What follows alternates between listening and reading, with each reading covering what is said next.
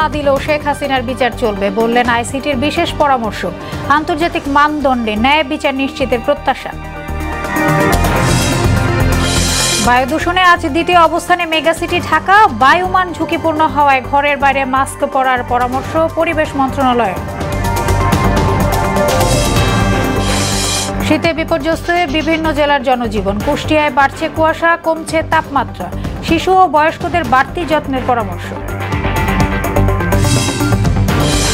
এবং সিরিয়ায় অন্তর্বর্তী সরকারের প্রধান মোহাম্মদ আল বশির দায়িত্বে থাকবেন মার্চ পর্যন্ত। বাস্তুহারাদের জন্য মানবিক সহায়তার আহ্বান জাতিসংঘে।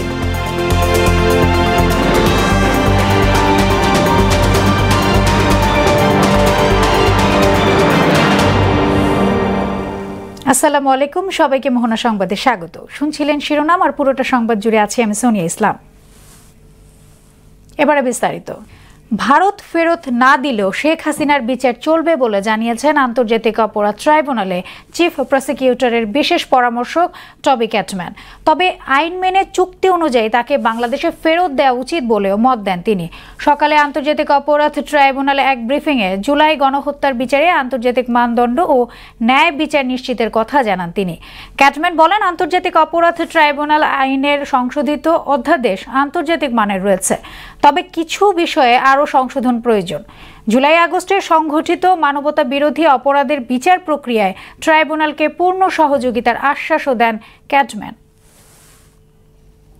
There are still some amendments that need to be made, and in consultation with the Chief Prosecutor we will be presenting our view to the Law Advisor as to additional amendments. বিভিন্ন আন্তর্জাতিক ট্রাইব্যুনালে মামলা পরিচালনা করার তার অভিজ্ঞতা আছে বিশ্বব্যাপী। সে কারণে সে টবি ক্যাটম্যানকে আমাদের এই প্রসিকিউশন এজেন্সির অ্যাডভাইজার হিসেবে আমরা অ্যাপয়েন্ট করেছি। তিনি বাংলাদেশে এসেছেন, আমাদের সাথে মিটিং করছেন, বিভিন্ন বিষয়ে পলিসি নির্ধারণের ব্যাপারে, স্ট্র্যাটেজি নির্ধারণের ব্যাপারে, তদন্তের ব্যাপারে, সব ব্যাপারে আমাদের যা কিছু করা উচিত পরামর্শ করছি। রাজধানীর উচ্চ আদালত এলাকায় আছেন সহকর্মী কাজী পাপ্পু। আমরা সরাসরি চলে যাচ্ছি তার কাছে। পাপ্পু, আন্তর্জাতিক অপরাধ ট্রাইব্যুনালে বিচার প্রক্রিয়া নিয়ে কি তথ্য আছে আপনার কাছে, জানাবেন।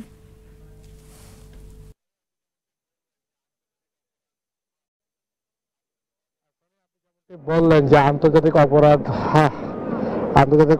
আইন বিশেষজ্ঞ টবি ক্যাটম্যান কিন্তু আজকে সকাল 8টার সময় আমাদের যে আন্তর্জাতিক ট্রাইব্যুনাল রয়েছে সেটা ভিজিট করেছে, এবং ভিজিট করার পর তিনি সাংবাদিকদের সাথে যখন কথা বলেন তখন কিন্তু তিনি বলেন যে তিনি একটা আশা ব্যক্ত করেন যে ভারত শেখ হাসিনাকে ফেরত পাঠাবে। এই জিনিসটা তিনি কিন্তু আশা ব্যক্ত করেন। টবি ক্যাটম্যান বলেন যে এর কারণটা তিনি বলেন যে ভারত একটি গণতান্ত্রিক রাষ্ট্র, তারা বাংলাদেশের বিচার ব্যবস্থার প্রতি সম্মান জানিয়ে জুলাই গণহত্যার প্রধান আসামিকে শেখ হাসিনা যিনি তাকে ফেরত পাঠাবেন। এছাড়াও তিনি আরেকটি, যখন তাকে জিজ্ঞাসা করা হয় যে ট্রাইব্যুনালের যেসব আইন সংশোধন আছে সেটা দিয়ে আসলে কতটুকু বিচার কাজ সম্ভব, তখন তিনি বলেন যে ট্রাইব্যুনালে যেসব আইন সংশোধিত হয়েছে তার সঠিক আছে, আইনের আরো সংশোধনের প্রয়োজন হতে পারে, না করলেও খুব একটা সমস্যা হবে না তিনি বলে জানান। সে ব্যাপারে আমরা সম্মিলিতভাবে আরো কিছু বিষয় প্রস্তাবনা দেব। এসব প্রশ্ন করা হয় যে শেখ হাসিনা ভারত থেকে ফেরত আনার বিষয়ে তিনি যখন বলা হয় তাকে জানতে চাওয়া যে তিনি কিভাবে আসবেন, যদি তাকে না দেওয়া হয় তাহলে কি হবে, তখন তিনি কিন্তু একটা কথা বলেন যে শেখ হাসিনা যদি দেশে নাও আসে তারপরও তার বিচার কাজ চালানো সম্ভব। যেমন তিনি বলেছিলেন যে ভারত যেহেতু তার বিচার কার্য চালানো সম্ভব, এবং এইভাবেই আসলে আপনি জানেন যে টবি ক্যাটম্যান এর আগেও কিন্তু বাংলাদেশ সফরে এসেছিলেন 2 সেপ্টেম্বর যখন শেখ হাসিনার সরকারের পতন হয়েছিল, তখন কিন্তু তিনি দেশে এসেছিলেন এবং দেশে এসে ডক্টর মোহাম্মদ ইউনূসের সাথে বৈঠক করেছেন। তিনি এই যে বিচার ব্যবস্থাটা, পুরো বিচার ব্যবস্থাটা পর্যালোচনা করবেন, এবং আমাদের যে আন্তর্জাতিক অপরাধ ট্রাইব্যুনালের যে চিফ প্রসিকিউটর রয়েছেন, চিফ প্রসিকিউটর যিনি রয়েছেন তার পরামর্শক হিসেবে কাজ করবেন। এবং আমার কাছে ওনার যে আগমনটা এটা নিয়ে চিফ প্রসিকিউটরও খুব আশাবাদী যে আস্তে আস্তে যে আমরা যেভাবে বিচার কার্যক্রম চালিয়ে নিয়ে যাচ্ছে আন্তর্জাতিক ট্রাইব্যুনাল সেটা ভালোভাবেই হবে। তো এই ছিল হাইকোর্ট এলাকা থেকে আমার কাছে সর্বশেষ। পাপ্পু, আপনাকে ধন্যবাদ। এদিকে রাজধানীর বিভিন্ন থানায় করা মামলায় নতুন করে সাবেক সচিব মুহিবুল হক, পিপলস পার্টির চেয়ারম্যান বাবুল সর্দার ও ব্যারিস্টার শাহজাহান ওমরকে গ্রেফতার দেখানো হয়েছে। এছাড়া সাবেক আইনমন্ত্রী আনিসুল হক, সাবেক আইজিপি আব্দুল্লাহ আল মামুন ও সাবেক বিমানমন্ত্রী ফারুক খানকে আদালতে হাজির করা হয়েছে। তবে অসুস্থতার কারণে আদালতে আনা হয়নি আলহাজ কামাল আহমেদ মজুমদারকে। সকালে পুলিশি পাহারায় আসামিদের আদালতে নেওয়া হয়। রাষ্ট্রপক্ষের আইনজীবী ওমর ফারুকী ছাত্র আন্দোলনে হত্যাকাণ্ডে নির্দেশদাতা হিসেবে শাহজাহান ওমরের ভূমিকা ছিল বলে মন্তব্য করেন। এদিকে ঝালাও মামলা ও গ্রেফতারের বিরোধিতা করেন আসামিপক্ষের আইনজীবী এহসানুল হক সমাজি। শাহজাহান ওমর উপস্থাপন করে তাকে এই মামলা, যেহেতু শাহজাহান নামে আসামি, তাকে এই মামলায় গ্রেফতার দেখানো হয়। একজন মানুষ যেন ন্যায় বিচার পান, সেটা পাওয়ার ক্ষেত্রে যেন কোনো ধরনের কোনো বৈষম্য যেন প্রদর্শন করা না হয়। 2024 সালের শীর্ষ 10 ব্যক্তির তালিকায় বাংলাদেশের অন্তর্বর্তী সরকারের প্রধান ডক্টর মোহাম্মদ ইউনূসকে অন্তর্ভুক্ত করেছেন যুক্তরাজ্যের বিজ্ঞান বিষয়ক খ্যাতনামা সাময়িক নেচার। গেল বছর বিজ্ঞানে যেসব গুরুত্বপূর্ণ অগ্রগতি হয়েছে সেগুলোকে স্বীকৃতি দেয়া হয়েছে এই তালিকার মাধ্যমে। পাশাপাশি চলতি বছরের অর্জনগুলোর মধ্যে আবহাওয়ার পূর্বাভাসের নতুন পদ্ধতি থেকে একটি জাতিকে নেতৃত্ব দেয়া পর্যন্ত বিস্তৃত হয়েছে। এতে একজন অর্থনীতিবিদ ও নোবেল বিজয়ী ডক্টর মোহাম্মদ ইউনূসকে জাতির নির্মাতা হিসেবে উল্লেখ করা হয়েছে। শিক্ষা, প্রযুক্তি ও অর্থনৈতিকভাবে পার্বত্য অঞ্চলকে এগিয়ে নেওয়া হবে বলে জানালো প্রধান উপদেষ্টা অধ্যাপক মোহাম্মদ ইউনূস। সকালে পার্বত্য জেলা পরিষদ প্রশিক্ষণার্থীদের সঙ্গে ভার্চুয়ালি মত বিনিময়ে এ তথ্য জানান তিনি। বলেন, প্রাকৃতিক সৌন্দর্য সম্পদে পরিপূর্ণ পার্বত্য জেলাগুলো বাংলাদেশের সবচাইতে উন্নত অঞ্চল হতে পারত, অথচ সবচেয়ে পেছনে পড়ে আছে। ফসল, ফল-ফলাদি, ঐতিহ্যবাহী পণ্য দিয়ে অর্থনীতিতে পার্বত্য অঞ্চল এগিয়ে যাওয়ার কথা। দুর্গম যোগাযোগের জন্যই সেখানে প্রযুক্তির প্রসার দরকার বলেও এই সময় মত দেন প্রধান উপদেষ্টা। বিশ্বের 124 শহরকে পেছনে ফেলে বায়ু দূষণে আজও দ্বিতীয় শীর্ষ অবস্থানে উঠে এসেছে মেগাসিটি ঢাকা। সকাল 8টার দিকে আন্তর্জাতিক বায়ুমান প্রযুক্তি প্রতিষ্ঠান IQER-এর তথ্য অনুযায়ী ঢাকার স্কোর 237, যা জনস্বার্থের জন্য খুবই অস্বাস্থ্যকর হিসেবে বিবেচিত। একই সময়ে বিশ্বের দূষিত শহরের তালিকায় 267 স্কোর নিয়ে শীর্ষে রয়েছে পাকিস্তানের লাহোর এবং 190 স্কোর নিয়ে তৃতীয় অবস্থানে রয়েছে ভারতের নয়াদিল্লি। এদিকে রাজধানীর বায়ুমান ঝুঁকিপূর্ণ অবস্থায় পৌঁছাচ্ছে জানিয়ে সবাইকে ঘরের বাইরে মাস্ক ব্যবহার করার পরামর্শ দিয়েছে পরিবেশ, বন ও জলবায়ু পরিবর্তন মন্ত্রণালয়। একই সঙ্গে সংবেদনশীল ব্যক্তিদের বাইরে না যাওয়ার অনুরোধ করা হয়েছে। মন্ত্রণালয়ের জনসংযোগ বিভাগের এক সংবাদ বিজ্ঞপ্তিতে এই তথ্য জানানো হয়েছে। এবার বায়ুজনিত রোগের খবর জানাতে রাজধানীর বক্ষব্যাধি হাসপাতাল থেকে যুক্ত হচ্ছেন সহকর্মী উষা ফেরদৌস। কেমন দেখছেন বক্ষব্যাধি হাসপাতালের চিত্র, জানাবেন।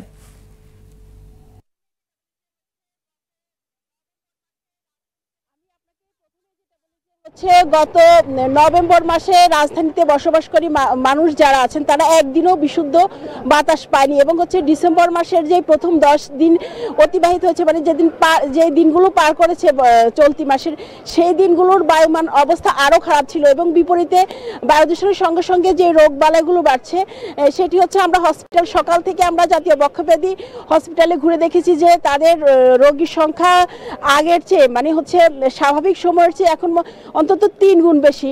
আমি যদি যে স্বজন আছে তাদের সাথে আমি আপনাদের যুক্ত করার চেষ্টা করি। আপনি যদি আমাদের একটু জানান যে আপনাদের এলাকার কেমন দূষণ। আমি গাজীপুর থেকে আসছি। আমাদের গাজীপুরে প্রচুর মেল কারখানা আছে, ওই জায়গায় অনেক ধুলাবালু উড়ে, রাস্তাঘাটে অতিরিক্ত, এজন্য আমাদের ওই জায়গায় আবহাওয়াটা খুবই খারাপ, ধুলাবালু রাস্তাঘাটে উড়াউড়ি করে। এখন রোগটা কি হয়েছে? রোগটা হয়েছে আমার আব্বার শ্বাসকষ্টের সমস্যা, ফুসফুসের সমস্যা হয়েছে, এই জন্য আমি এই জায়গায় নিয়ে আসছি। আমি আরেকজন রোগীর স্বজন আছেন, ওনার সাথে যুক্ত হচ্ছি। চৌডাঙ্গা থেকে আসছে রোগীর শ্বাসকষ্ট, আমাদের গ্রাম এলাকা তো শ্বাসকষ্ট, কোনো রোগ ধরা পড়ে, অতিরিক্ত রোগীর শ্বাসকষ্ট হচ্ছে এখন।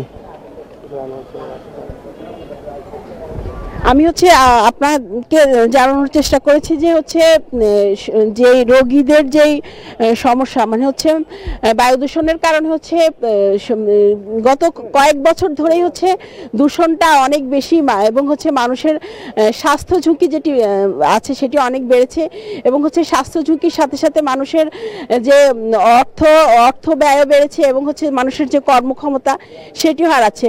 তো আসলে আমি সকাল থেকে যে হাসপাতালের যে চিত্র আমি আপনার দেখানোর চেষ্টা করেছি যে সকাল থেকেই রোগীর ভিড় এবং বহির্বিভাগ যেটি আছে সেখানে অনেক মানুষ।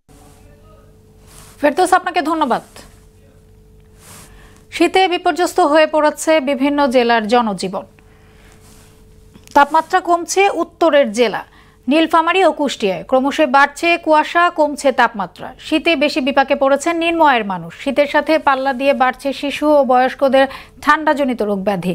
সতর্ক থাকার পরামর্শ চিকিৎসকদের। বিস্তারিত জানাচ্ছেন শারমিন স্বর্ণা। নীলফামারীতে ঘন কুয়াশা আর কনকনে বাতাসে হাড় কাঁপানো শীত। খড়কুটা জ্বালিয়ে শীত নিবারণের চেষ্টা করছে নিম্ন আয়ের মানুষ। তীব্র শীতে নীলফামারীতে রাতভর বৃষ্টির মতো কুয়াশা ঝরছে, সেই সঙ্গে বইছে ঠান্ডা হাওয়া। শীতের কারণে লোকজন মনে করেন যে ঘরটা কি বাইরে হইতে পারে না, ইনকাম নাই আমাদের। কুয়াশায় লোক বাড়াচ্ছে না, এটাও অসুবিধা আমাদের। ব্যবসা বাণিজ্য করাও খুব একটা ব্যাপার হয়েছে, শীতের জন্য বাইরে হওয়া খুব কাঁচাল। এছাড়া শীতের সঙ্গে পাল্লা দিয়ে বাড়ছে নানা রোগ ব্যাধি। হাসপাতাল ও স্বাস্থ্যকেন্দ্রগুলোতে বাড়ছে রোগীর সংখ্যা। কুষ্টিয়ায় ঘন কুয়াশার কারণে সড়কগুলোতে হেডলাইট জ্বালিয়ে চলাচল করছে দূরপাল্লার যানবাহন। শীতে ডায়রিয়া, নিউমোনিয়া সহ বিভিন্ন রোগে আক্রান্ত হয়ে হাসপাতালে ভর্তি হচ্ছে শিশুরা।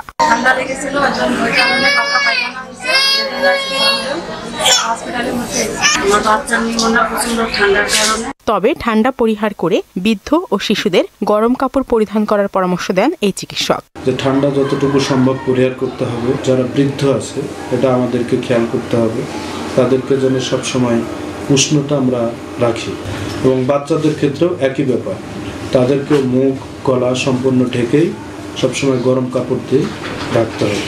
শীতের সময়টাতে শিশু ও বৃদ্ধদের বাড়তি যত্নের পরামর্শ দেন তিনি। শারমিন স্বর্ণা, মোহনা সংবাদ। বিজয়ের মাস ডিসেম্বর প্রসঙ্গ।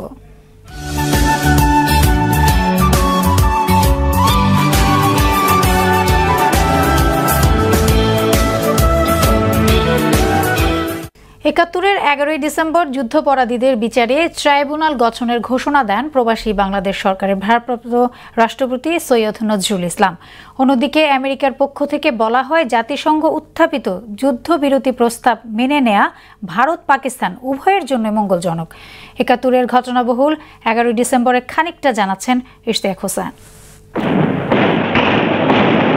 স্বাধীনতা যুদ্ধের এই দিন খুলনা যশোর সড়ক, বগুড়া রংপুর মহাসড়ক, চট্টগ্রামের ফটিকছড়ি, ময়মনসিংহের হালুয়াঘাট, ব্রাহ্মণবাড়িয়ার আশুগঞ্জ ও কুমিল্লা সেনানিবাসে মুক্তিবাহিনীর সঙ্গে লড়াইয়ে টিকতে না পেরে পাক হানাদাররা পালিয়ে যায়।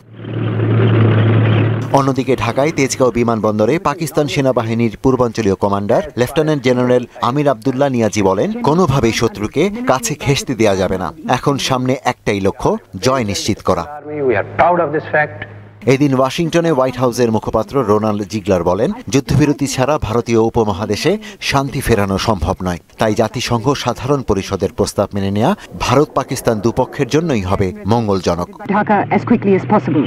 ৭১-এর 11ই ডিসেম্বর যশোর টাউন হলে এক জনসভায় যোগ দেন প্রবাসী বাংলাদেশ সরকারের ভারপ্রাপ্ত রাষ্ট্রপতি সৈয়দ নজরুল ইসলাম। পরে ভারতের কলকাতায় ফিরে জানান, যুদ্ধাপরাধীদের বিচারে ট্রাইব্যুনাল গঠন করা হবে। ইশতিয়াক হোসেন, মোহনা সংবাদ। এবার আন্তর্জাতিক প্রসঙ্গ।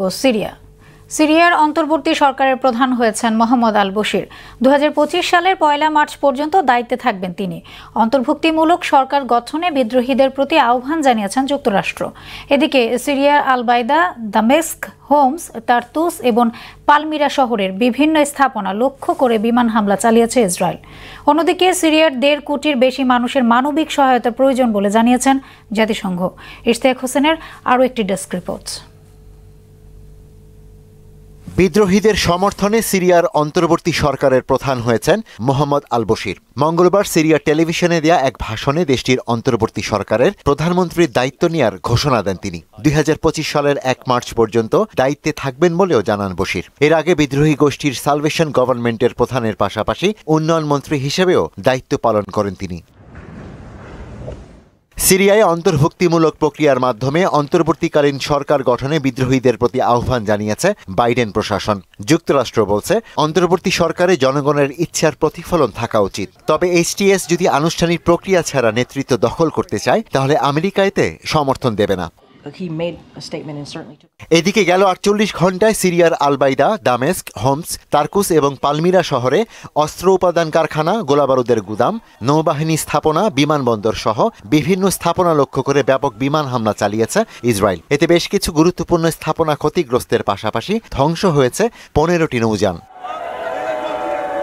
ওদিকে জরুরি ভিত্তিতে সিরিয়ার 1.5 কোটি মানুষের মানবিক সহায়তা প্রয়োজন বলে জানিয়েছে জাতিসংঘ। সাম্প্রতিক সংঘাতে দেশটির 8 লাখের বেশি মানুষ বাস্তুচ্যুত হয়েছে। এর আগেই অভ্যন্তরীণ বাস্তুচ্যুত হয়েছে আরও 70 লাখ মানুষ। এছাড়া 50 লাখের বেশি মানুষ প্রতিবেশী দেশগুলোতে পালিয়ে গেছে। ফলে দেশটিতে ব্যাপক মানবিক সংকট দেখা দিয়েছে। ইশতিয়াক হোসেন, মোহনা সংবাদ। ঘন কুয়াশার কারণে দীর্ঘ 8 ঘন্টা বন্ধ থাকার পর দৌলতদিয়া পাচুয়ারি নৌ রুটে পুনরায় ফেরি চলাচল শুরু হয়েছে। এর আগে মঙ্গলবার রাত 10টার পর থেকেই কুয়াশার কারণে এই নৌ রুটে ফেরি চলাচল ব্যাহত হচ্ছিল। বুধবার সকাল 9টা থেকে নদীপথে কুয়াশার ঘনত্ব কমে গেলে ফেরি চলাচল স্বাভাবিক হয়। বিষয়টি নিশ্চিত করেছেন বিআইডব্লিউটিসি।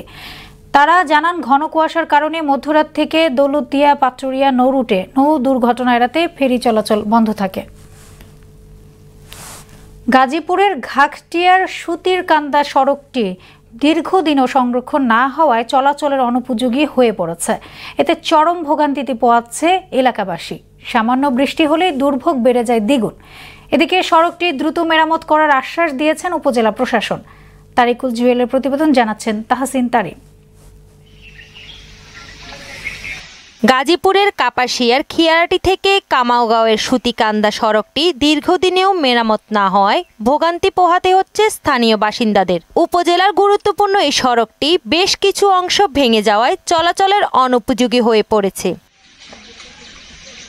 এই সড়কে প্রায় দুর্ঘটনার শিকার হচ্ছেন যাত্রীরা। স্থানীয় জনপ্রতিনিধিদের কাছে বারবার সংস্কারের দাবি জানিয়েও কোনো সাড়া পাননি। এতে বাধ্য হয়ে বাসিন্দারা নিজেরাই করেন সংস্কারের চেষ্টা। এই 100 টাকা 200 টাকা করে সবার কাছে উঠায় যেখানে ভাঙতি হয় সেখানে বড়ি, আবার দেখা গেছে বৃষ্টি হলে ওইটা আবার ভাঙ্গে পড়া যায়। বারবার লোক আসে মাপাচোপা করে আসছে, হইতেছে হবে। আমরা বহুত কষ্ট করি, আমরা যে একটা বিয়ে শাদী দিতে চাই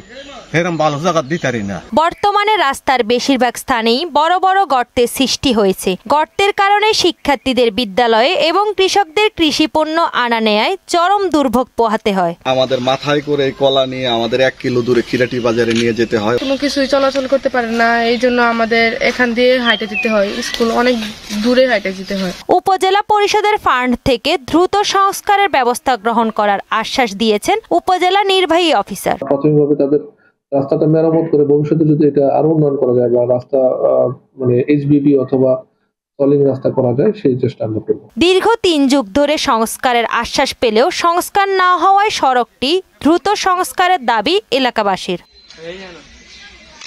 তাহসিন তারিন, মোহনা সংবাদ। আবারও দেশের বাইরের খবর। গাজার বুরেজ রাফা, কামাল আদওয়ান সহ বিভিন্ন আশ্রয় কেন্দ্রে বিমান হামলা চালিয়ে আরও 28 ফিলিস্তিনিকে হত্যা করেছে নেতানিয়াহু সেনারা। এমনকি খাবারের সন্ধানে বাড়ি থেকে বের হওয়া মানুষকেও ড্রোন হামলার শিকার হতে হচ্ছে। 1 বছরেরও বেশি সময় ধরে ইসরায়েলি তাণ্ডবে প্রাণহানি 44,786 জন। আহত হয়েছে লক্ষাধিক মানুষ। এছাড়া 20 লাখেরও বেশি মানুষ বাস্তুচ্যুত হয়েছে বলে জানিয়েছে জাতিসংঘ। শেষ করব মোহনা সংবাদ, যাবার আগে শিরোনামগুলো আরও একবার।